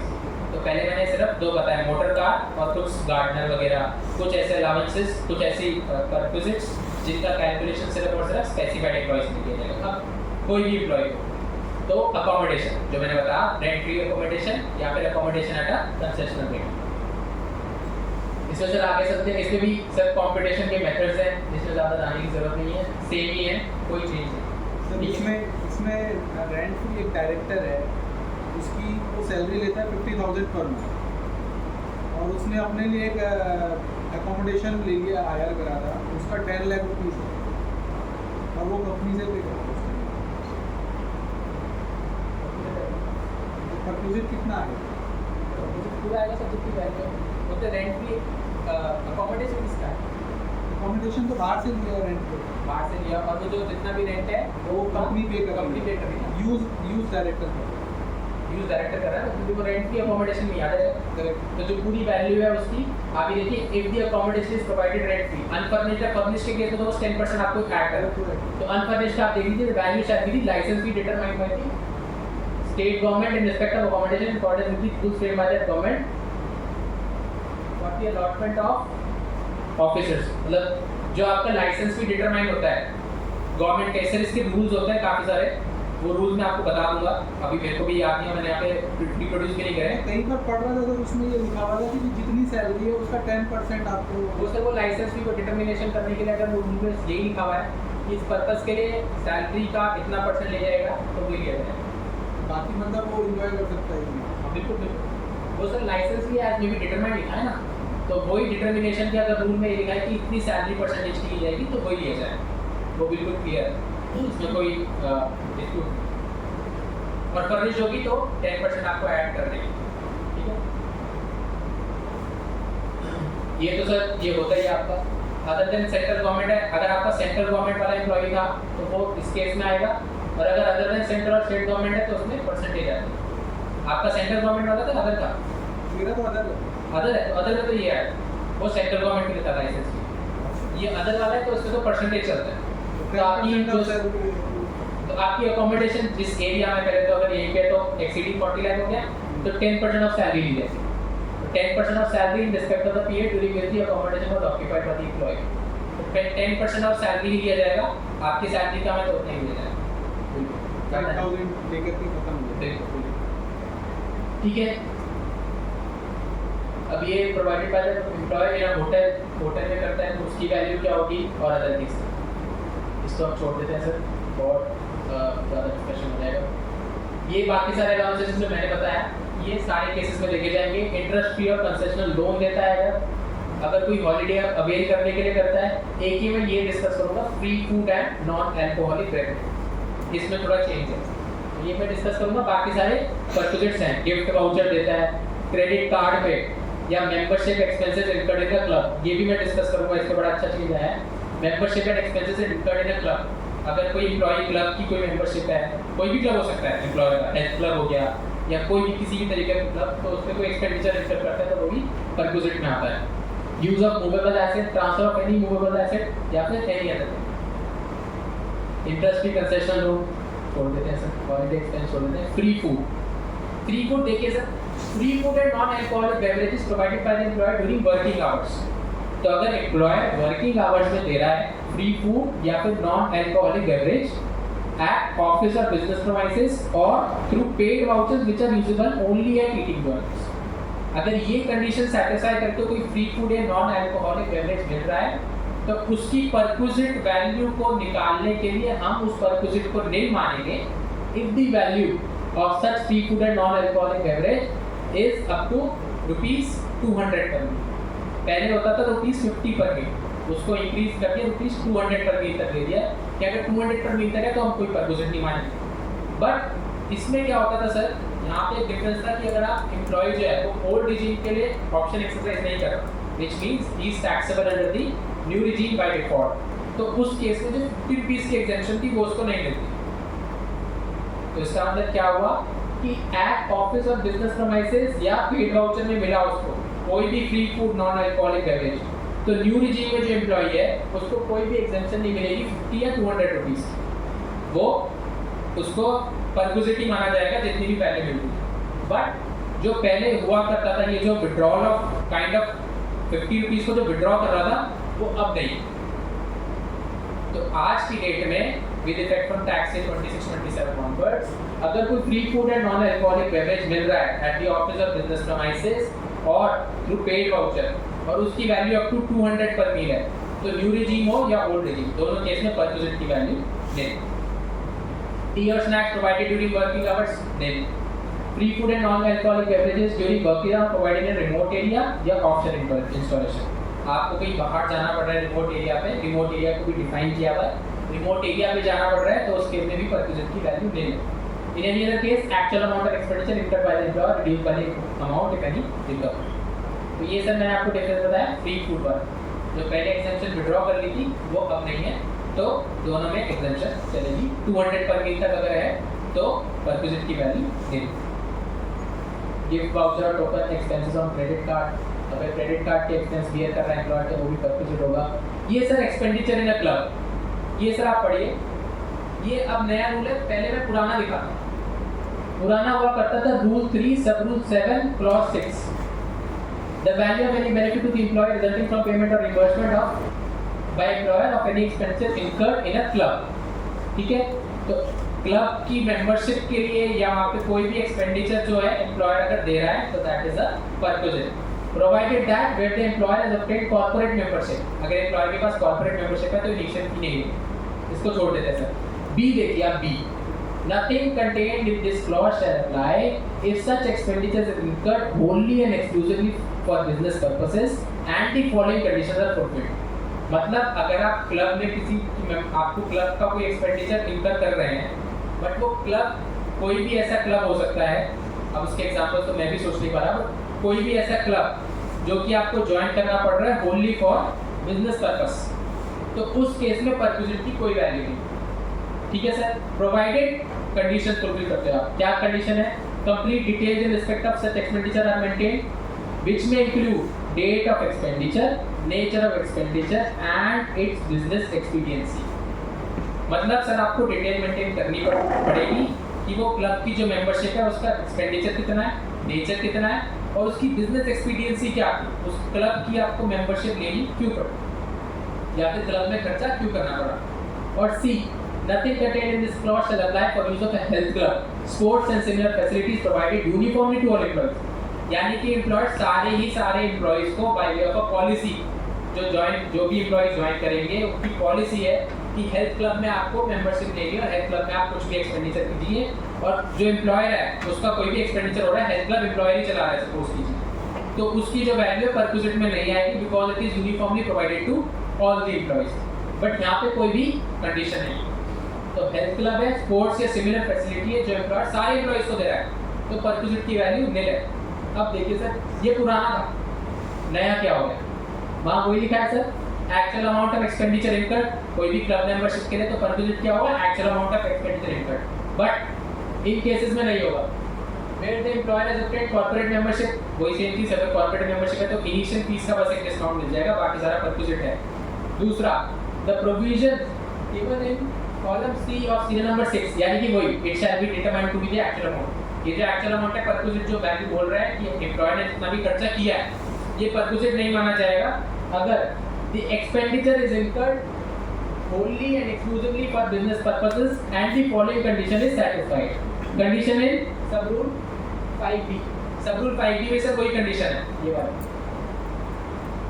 complete details maintain की जाती है और employer gives a certificate for such expenditure to the effect that the same was incurred and exclusively for the performance of official duties।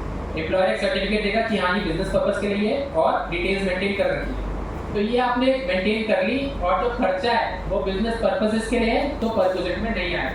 But sir आप इसकी लैंग्वेज देखिए, B शुरू हो रहा है कि प्रोविजन ये नहीं लगेगा अगर बिजनेस पर्पसेस के लिए और following conditions are fulfilled. Following condition में क्या है? दो condition in sub rule 5b are fulfilled and use of health club, sports and similar facilities which are provided uniformly to all employees.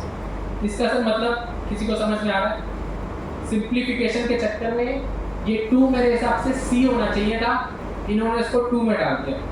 This should have been a separate clause. अब इन्होंने इसको मर्ज कर दिया और बीच में आप देखेंगे 1 के साथ एंड लिखा हुआ है। इसका मतलब क्या हुआ? अब सिर्फ हेल्थ क्लब, स्पोर्ट्स या कोई सिमिलर फैसिलिटी हो तो ही परक्विजिट में नहीं आएगा, बाकी सब में परक्विजिट आएगा, which cannot be the intention। और ये जो प्रोविजन जिस तरीके से लिखा हुआ है उसकी आप वर्डिंग्स भी देखेंगे ना, उस हिसाब से भी लग नहीं रहा कि ये 2 होना चाहिए, ये सी होना चाहिए। तो होपफुली आने वाले टाइम में रूल में अमेंडमेंट आ जाएगी। बट एक कंडीशन जो है ये सब रूल 5b जो लिखा हुआ है इसमें एक और चेंज आया है, यहाँ पे जो बिजनेस एक्सपीडियंसी लिखा है ना सर, ये वर्ड रिमूव हो गया है। पहले ये डिफरेंस हुआ करता था क्रेडिट कार्ड में, जो एक क्रेडिट कार्ड का था ना एक्सपेंसेस ऑन क्रेडिट कार्ड, यहाँ पे बिजनेस एक्सपीडियंसी नहीं था। ये देखिए इसमें भी सेम कंडीशन है, complete details in respect of such expenditure are maintained which include date and nature of expenditure. But यहाँ क्लब मेंबरशिप में उसको बिजनेस एक्सपीडियंसी भी बतानी पड़ती थी, बट अब बिजनेस एक्सपीडियंसी नहीं, अब सिर्फ नेचर और date of expenditure. Use of movable asset, transfer of movable asset, सबकी सर लिमिट्स हैं, कोई यहाँ पे ज़्यादा कुछ चीज़ है नहीं बताने लायक। अदर प्रोविजंस में मैंने आपको ये तो बता दिया sir, leave travel concession. Leave travel concession हम सबको पता ही है, any leave to any place.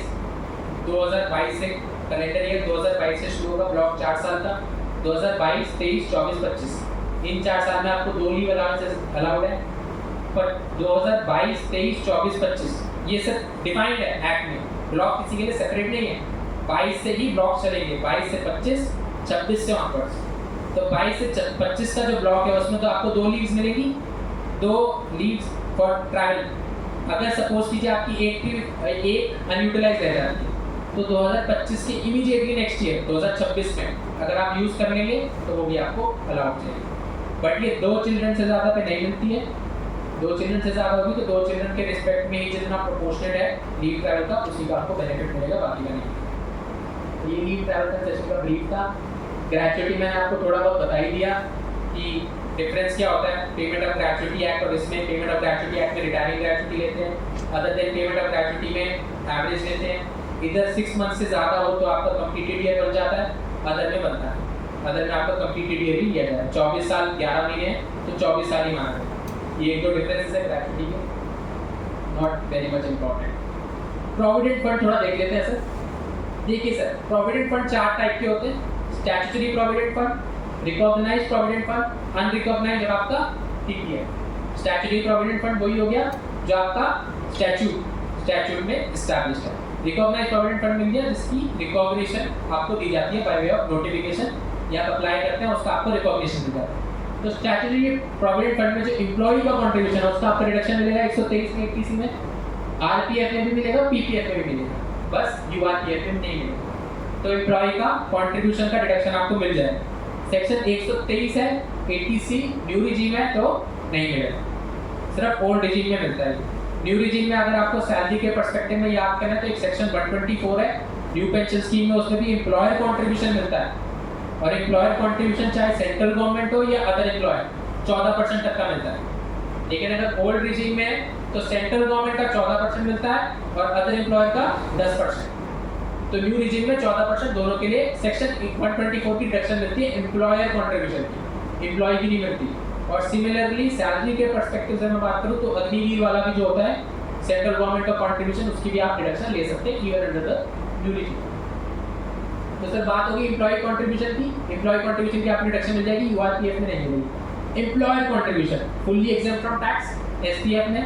RPF sir जो 7.5 लाख आप कह रहे थे उसमें आप हम पढ़ेंगे तो स्टार्टिंग में लिखा हुआ है recognised provident fund, recognised provident fund, superannuation fund, उसमें कहीं भी स्टैट्यूटरी प्रोविडेंट फंड नहीं लिखा। तो 7.5 लाख की लिमिट स्टैट्यूटरी प्रोविडेंट फंड में नहीं। तो एसपीएफ में अगर एम्प्लॉयर कंट्रीब्यूशन करता है तो उसमें कोई भी उसको एम्प्लॉयर कंट्रीब्यूशन की पूरी डिडक्शन हमें मिलेगी। बट आरपीएफ में 7.5 लाख की लिमिट लगती है, 12% की, मैंने आपको जैसे बताया वो यूनिवर्सिटी। यूआरपीएफ में एम्प्लॉयर कंट्रीब्यूशन ऑब्वियसली टैक्सेबल होता है बट वो at the time of redemption होता है। पीपीएफ में एम्प्लॉयर कंट्रीब्यूशन होता है। अक्सर इंटरेस्ट में अगर हम देखें तो इंटरेस्ट की एग्जेम्पशन मिलती है, बट अगर 5 और 2.5 लाख से ज़्यादा इंटरेस्ट है, जैसे 7.5 लाख की लिमिट एम्प्लॉयर कंट्रीब्यूशन में आई थी, ऐसी एम्प्लॉय कंट्रीब्यूशन की लिमिट आई थी 5 और 2.5 लाख। 5 लाख कब?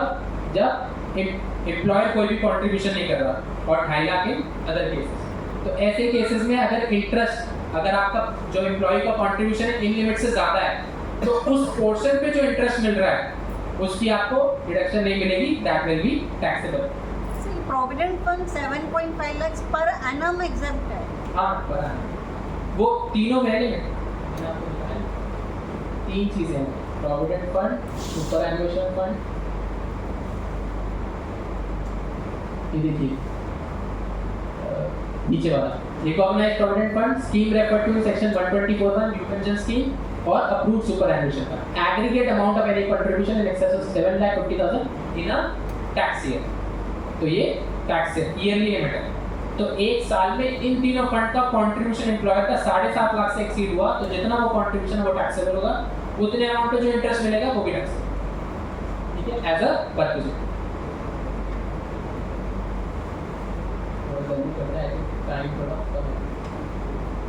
ठीक है सर। तो एसपीएफ में सिर्फ आपकी 5 लाख और 2.5 लाख वाली लिमिट लगेगी।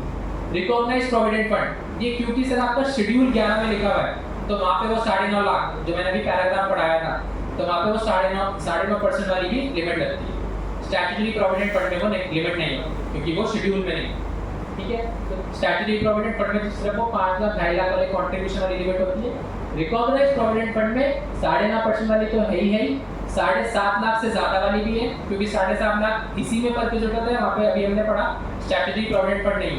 तो 7.5 लाख वाली लिमिट भी है, 9.5% वाली लिमिट भी है और 5 लाख 2.5 लाख वाली लिमिट भी है। तो आरपीएफ में आपको तीनों देखनी है, तीनों में से अगर कोई भी एक्सीड कर रहा है तो वो वाला इंटरेस्ट टैक्सेबल होगा। यूआरपीएफ का सर, यूआरपीएफ में तो जनरली होता ही नहीं है बट इसके भी प्रोविजन लिखे हैं, आप पीपीटी आप शेयर होगी तो आप देख लेना। और जो पीपीएफ है उसका तो example repayment of lump sum fully example होता है।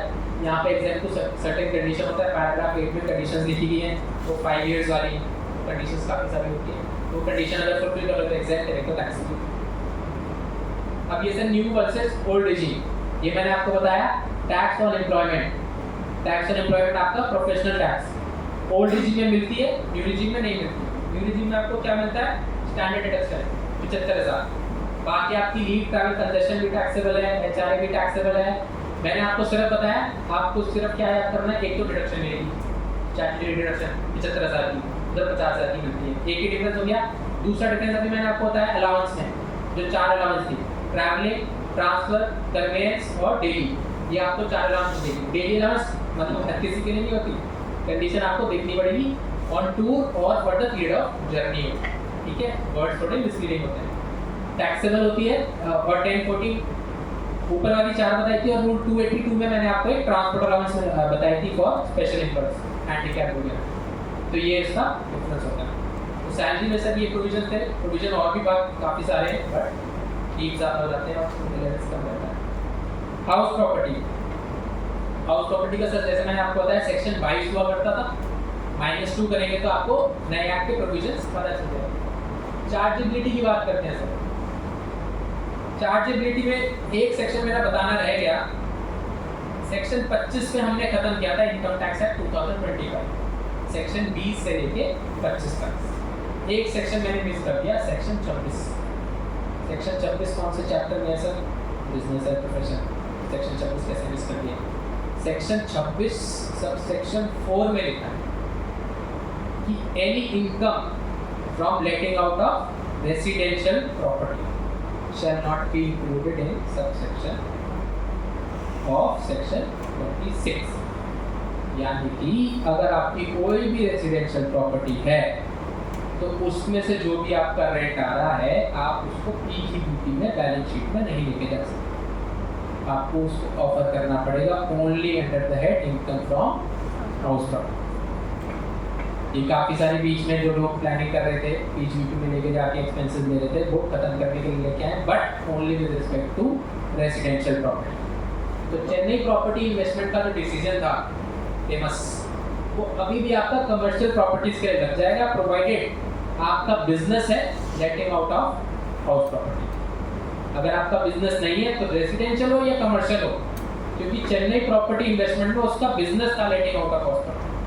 तो अगर आपका बिजनेस है और आपकी प्रॉपर्टी कमर्शियल है, चेन्नई प्रॉपर्टीज में तो रेसिडेंशियल भी कवर था, बट रेसिडेंशियल कवर हो गया सेक्शन 26(4) से, ओल्ड एक्ट में भी आ गया था ये। वहाँ पे इन्होंने लिख दिया कि रेसिडेंशियल प्रॉपर्टी है तो इनकम फ्रॉम हाउस प्रॉपर्टी में जाएगा। So to that extent Chennai properties over rule, but जो कमर्शियल प्रॉपर्टी है वो अभी भी आप पीजीबीपी में लेके जा सकते हैं। स्टॉक एंड ट्रेड का सर आपको पता है, कंप्लीशन सर्टिफिकेट जब आएगा बिल्डर्स वगैरह के लिए स्टॉक एंड ट्रेड जो होते हैं, कंप्लीशन सर्टिफिकेट आएगा उसके विद इन 2 ईयर्स तक तो वैल्यू ले रहेगी, बट उसके बाद आपको डीम डेटा मान के टैक्स। इसमें सर 2 इंटरेस्टिंग क्वेश्चन हम डिस्कस करेंगे, आई थिंक तब तक टाइम भी हो जाएगा। मैं आपके और आपके डिनर के बीच में तो I understand house property which is let throughout the previous tax year, आपको ग्रॉस एनुअल वैल्यू डिटरमाइन करनी है, वो एक्सपेक्टेड रेंट और एक्चुअल रेंट रिसीवेबल सबको पता है, विच एवर इज हायर। इसमें सर एक केवियट होता है, क्या? वैकेंसी, ये बी में होगा। हाँ, house property or any part of it which is let and was vacant during for the whole or for any part of the tax year. तो अगर आपकी हाउस प्रॉपर्टी वेकेंट है किसी भी वजह से और उस वेकेंसी की वजह से आपका एक्चुअल रेंट जो है वो लोअर है, तो आपका एक्चुअल रेंट हम मान लेंगे एज एनुअल वैल्यू। बड़े ध्यान से सुनिए sir, expected rent, notional rent जिसको आप बोलते हैं, एक्सपेक्टेड रेंट से शायद करेक्ट नहीं कर पाएंगे, तो नोशनल रेंट और एक्चुअल रेंट रिसीव्ड और receivable whichever is higher, but actual rent received और रिसीवेबल अगर लोअर है किससे? नोशनल रेंट से ओइंग टू वैकेंसी, तो एक्चुअल रेंट आपका हम कंसिडर करेंगे। बट कहीं कहीं पे पॉसिबिलिटी हो सकती है सर, कहीं कहीं बहुत, एक तो जगह तो आई थिंक हो ही सकती है पॉसिबिलिटी कि नोशनल रेंट से एक्चुअल रेंट कम। क्यों? क्योंकि प्रॉपर्टी की हालत ऐसी है, या फिर कोई भी ऐसी लोकेशन पे है, कोई डिस्प्यूटेड प्रॉपर्टी, कोई भी, कि actual rent receivable notional rent से है ही कम, तो क्या हमें वैकेंसी अलाउंस का बेनिफिट मिलेगा? किसी को सर ये सिचुएशन कभी भी फेस करिए किसी, तो आप सर क्या करते हैं? क्योंकि लॉ में तो सिर्फ ये लिखा है कि अगर एक्चुअल रेंट लोअर है owing to vacancy than the notional rent, तभी हम बेनिफिट देंगे। अगर एक्चुअल रेंट है ही कम तो क्या वैकेंसी का हमें बेनिफिट मिल जाएगा? एक्चुअल रेंट एक नोशनल रेंट से क्या वैकेंसी कम कर सकते हैं? नहीं, लॉ तो सर बड़ा क्लियर है, नहीं कर एक्चुअल सकते। रेंट ही करेंगे ना, वैकेंसी अलाउंस तो एक्चुअल रेंट ही करेंगे। हाँ, तो एक्चुअल सर मेरा कहने का वही मतलब है। सपोज कीजिए नोशनल रेंट आपका 12 महीने का ले रहे हैं आप, एक्चुअल रेंट आपको कारणवश 10 महीने का लेना पड़ रहा है और वो है ही कम, तो क्या मैं नोशनल रेंट 10 महीने का नहीं ले सकता? क्योंकि वो तो वेकेंट है, उसका तो नोशनल रेंट तो लेना ही नहीं चाहिए। नोशनल तो मैं उसी पीरियड का लूंगा ना जिसके लिए लेट आउट है, बाकी के लिए तो लेट आउट ही नहीं, तो उसका नोशनल क्या। तो इंटरप्रिटेशन सर दोनों बनती है। कुछ लोग से मैंने कंफर्म किया तो कुछ लोग बोलते थे कि हम रिटर्न में उसको एडजस्ट कर देते थे। अब कैसे एडजस्ट कर देते हैं मुझे नहीं पता, because law is very clear. Owing to vacancy ही अगर एक्चुअल रेंट कम है तभी आपको उसका बेनिफिट मिलेगा, नहीं तो नहीं मिलेगा। ये सिमिलर सिचुएशन सर एक और चीज में आती है। ये देखिए sir, treatment of unrealised rent. House property vacant नहीं है लेकिन मैं रेंट को रियलाइज नहीं कर पा रहा। इस केस में क्या होता है sir? The rent which can not be realised by the owner shall not be included in computing the actual rent received और receivable subject to the rules as may be made in this behalf. Rule में कुछ नहीं लिखा sir, rule भी मैंने reproduce किया है। Rule में क्या लिखा है sir? The amount of rent which the owner cannot realize shall be equal to the amount of rent received or receivable by the assessee, but not paid by a tenant of the assessee, and so proved to be lost and irrecoverable, where the tenancy is bona fide, the defaulting tenant has vacated, or steps have been taken to compel him to vacate। आपका unrealised rent है तो आपने steps तो लिए होंगे sir उसको vacate करने के लिए, या फिर आप कोई नहीं भाई को अनरियलाइज्ड रेंट ही रहने दे मत दे। तो ये चीज आपको प्रूव करनी पड़ती है कि tenancy is bona fide, defaulting tenant has vacated, या अगर आप स्टेप्स ले रहे हैं defaulting tenant is not in occupation of any other property of this assessee. ये नहीं है कि भाई 10 प्रॉपर्टी एक प्रॉपर्टी को बचाने के लिए आपने सिर्फ प्लानिंग कर ली। The assessee has taken all reasonable steps to institute legal proceedings for the recovery of the unpaid rent. आपने सिर्फ उसको वेकेट नहीं करने के लिए बोला, आपने जो रिकवर्ड नहीं हो पा रहा है उसके लिए भी लीगल प्रोसीडिंग्स इनिशिएट कर दी। तो इन केस में आपको अनरियलाइज्ड रेंट का बेनिफिट मिल जाएगा, which is the rent which can not be realised shall not be included in computing the actual rent received और रिसीवेबल। ये कोई दिक्कत सर? नोशनल रेंट ज्यादा है, एक्चुअल रेंट रिसीव्ड रिसीवेबल कम है owing to unrealised rent, but फिर भी क्या मेरे को अनरियलाइज्ड रेंट का बेनिफिट मिल रहा है?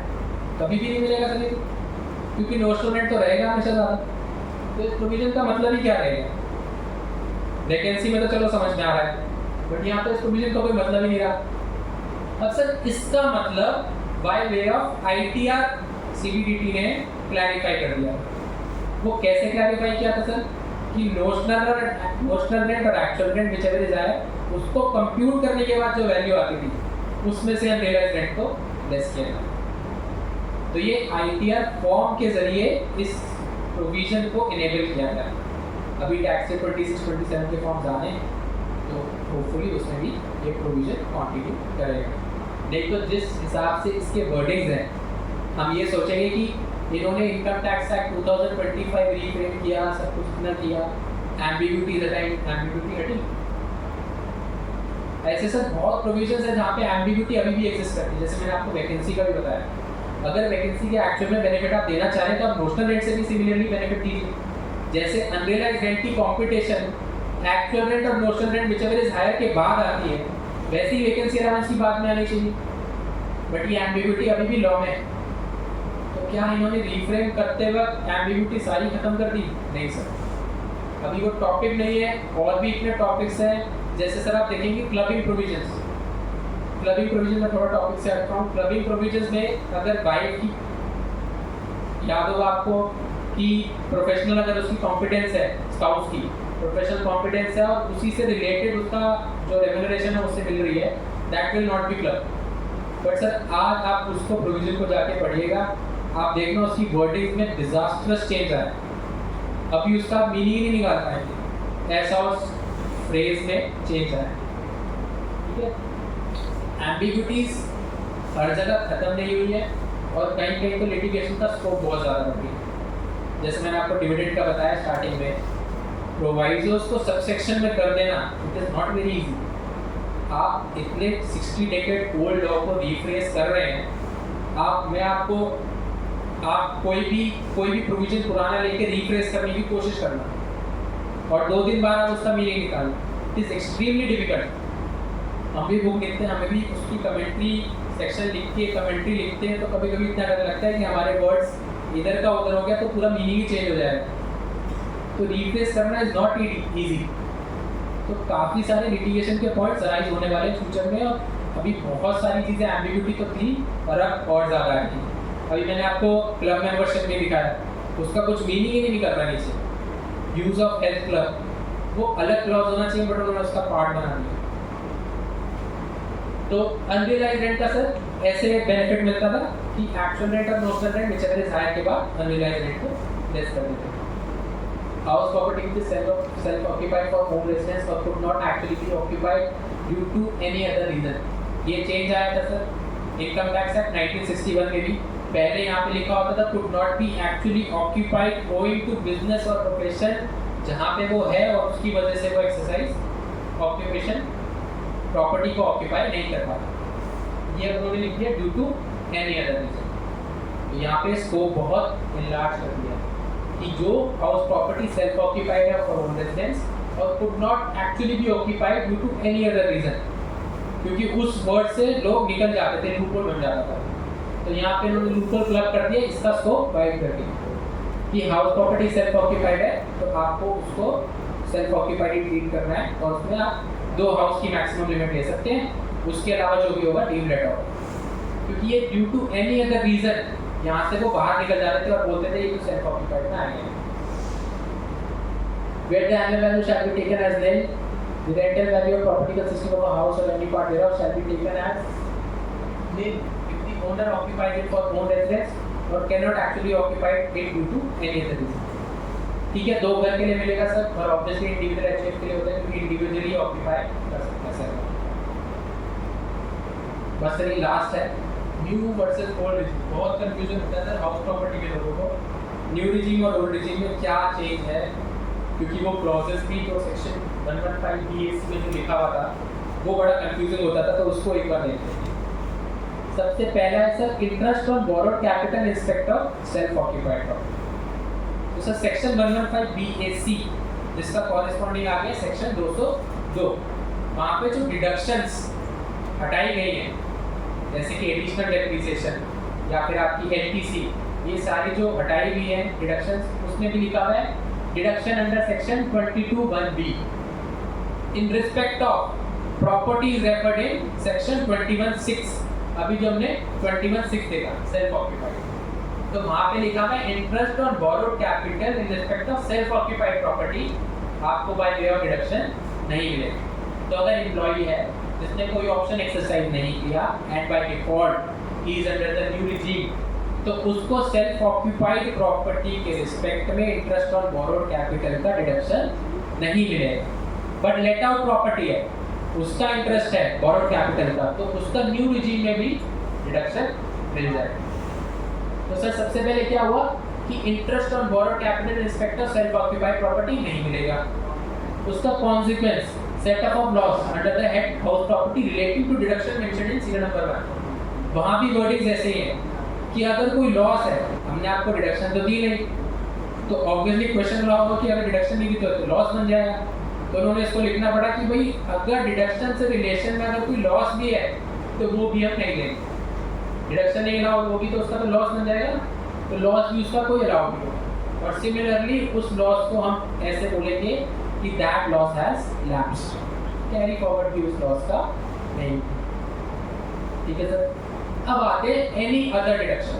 तो मैंने आपको सिर्फ एक डिडक्शन बताई कि interest on borrowed capital in respect of self occupied property.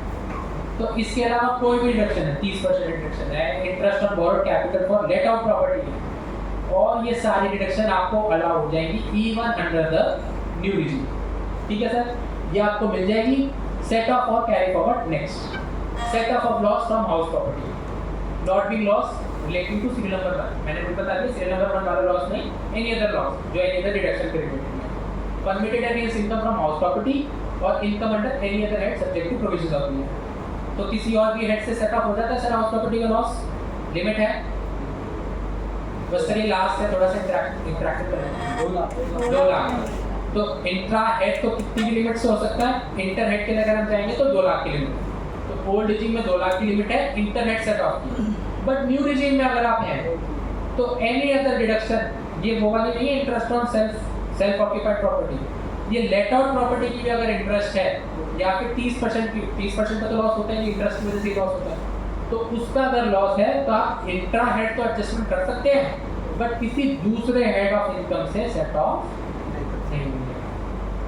तो न्यू रिजीम में अगर आप हैं, आपने ऑप्शन एक्सरसाइज नहीं किया to be tax under the old regime, तो आपको inter head adjustment house property के लॉस का नहीं मिलेगा। ब्रॉड फॉरवर्ड की तो बात ही खत्म हो गई, जब सेट ऑफ नहीं होगा तो वहां पे भी वही प्रोविजन लिखा हुआ है कि any other loss refer to in above shall be deemed to be have given full effect and no deduction shall be allowed in any subsequent year। ये वर्डिंग्स हैं उसके सबसेक्शन के।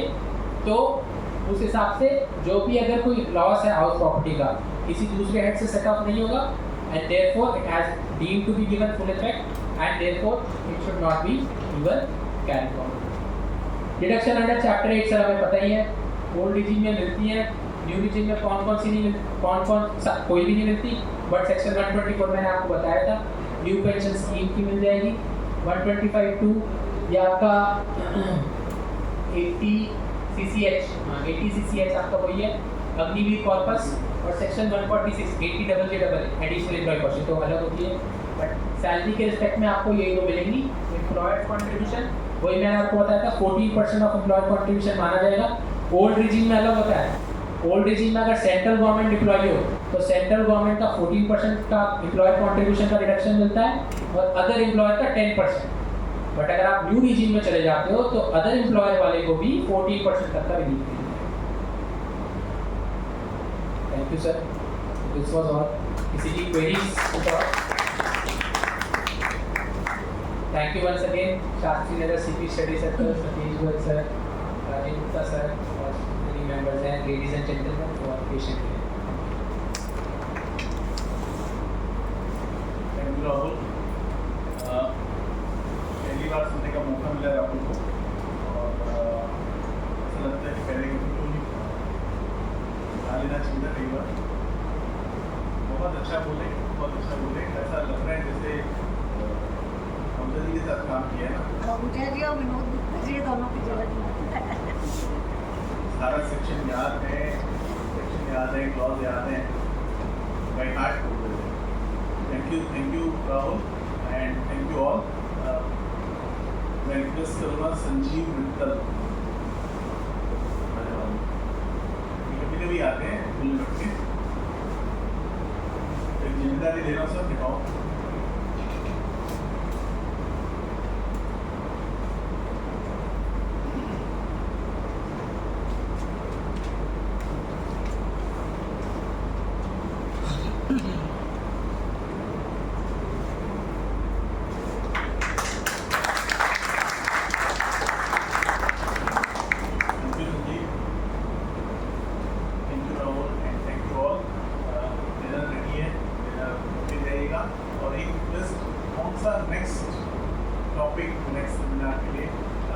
सजेस्ट करें तो बहुत अच्छा रहेगा। देखो फोन पर बता दीजिए, व्हाट्सएप पर बता दीजिए, आप ही बताना चाहिए।